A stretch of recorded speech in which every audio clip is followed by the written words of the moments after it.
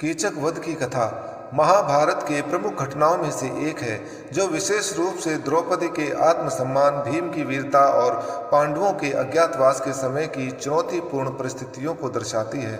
इस कथा का उल्लेख विराट पर्व में मिलता है, जहां पांडव अपने अज्ञातवास के अंतिम वर्ष में विराट नगरी में छिपकर रहते हैं। महाभारत में जुए में हारने के बाद पांडवों को 12 वर्ष का वनवास और 1 वर्ष का अज्ञातवास बिताना पड़ता है। यदि किसी ने उन्हें अज्ञातवास के दौरान पहचान लिया होता तो उन्हें फिर से 12 वर्षों का वनवास करना पड़ता। इसलिए पांडव अपने अज्ञातवास के अंतिम वर्ष में विराट नगर के राजा विराट के यहाँ अलग अलग वेश में छिपकर रहे। युधिष्ठिर ने कंक नामक ब्राह्मण का रूप धारण किया और राजा विराट के दरबार में द्यूत खेल सिखाने लगे।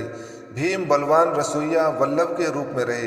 अर्जुन ने बृहन्नला नामक किन्नर का रूप धारण किया और राजा की पुत्री उत्तरा को नृत्य और संगीत सिखाया। नकुल ने अश्वपाल घोड़े की देखभाल करने वाला और सहदेव ने गौधूली गायों की देखभाल करने वाला काम संभाला। द्रौपदी ने सरंध्री का रूप धारण कर रानी सुदेशना की दासी का कार्य किया। कीचक राजा विराट की पत्नी सुदेशना का भाई था, जो अत्यंत शक्तिशाली और बलशाली था। उसकी शक्ति और प्रभाव के कारण वह विराट राज्य का सेनापति था। उसकी वीरता और पराक्रम के कारण उसे कोई चुनौती नहीं दे पाता था और इस कारण उसकी शक्ति धीरे धीरे अहंकार में बदल गई। कीचक का स्वभाव अत्यंत घमंडी और अनैतिक था। उसकी नजरें द्रौपदी पर पड़ी और वह उसके सौंदर्य पर मोहित हो गया। कीचक ने पहली बार जब द्रौपदी को देखा तो वह उसके रूप और सौंदर्य से आकर्षित हो गया और उसे पाने के लिए आतुर हो उठा। उसने अपनी बहन सुदेशना से द्रौपदी को अपने पास भेजने के लिए कहा। सुदेशना ने अनजान में द्रौपदी को कीचक के पास भेजा। जब द्रौपदी कीचक के पास गई तो कीचक ने उससे अनुचित व्यवहार करने की कोशिश की। द्रौपदी ने उसे फटकारा और वहां से भाग निकली। द्रौपदी ने पांडवों से मदद की गुहार लगाई, लेकिन वे अज्ञातवास के नियमों के कारण सीधे तौर पर कुछ नहीं कर सकते थे।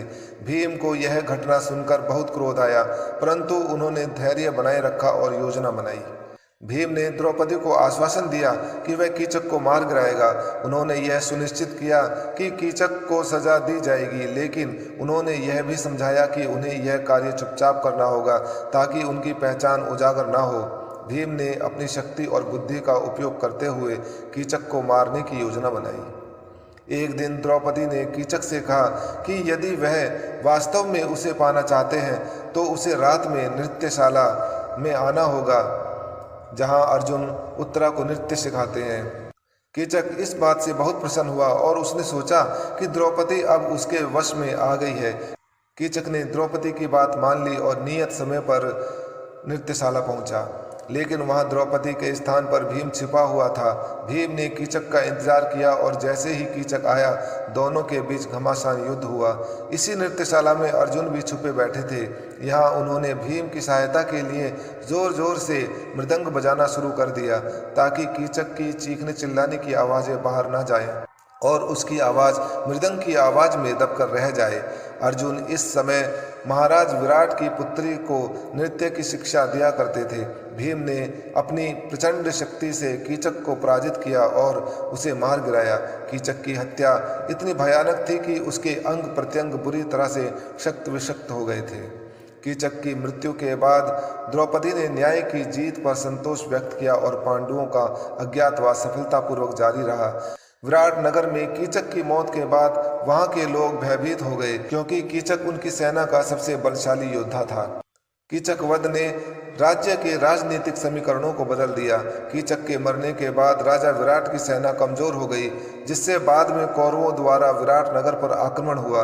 लेकिन तब अर्जुन ने अपनी वीरता का प्रदर्शन किया और विराट के पुत्र उत्तर को सहयोग देकर कौरव सेना को पराजित किया। इस घटना के बाद पांडवों का अज्ञातवास सफलतापूर्वक समाप्त हुआ। इस घटना का महाभारत में एक महत्वपूर्ण स्थान है।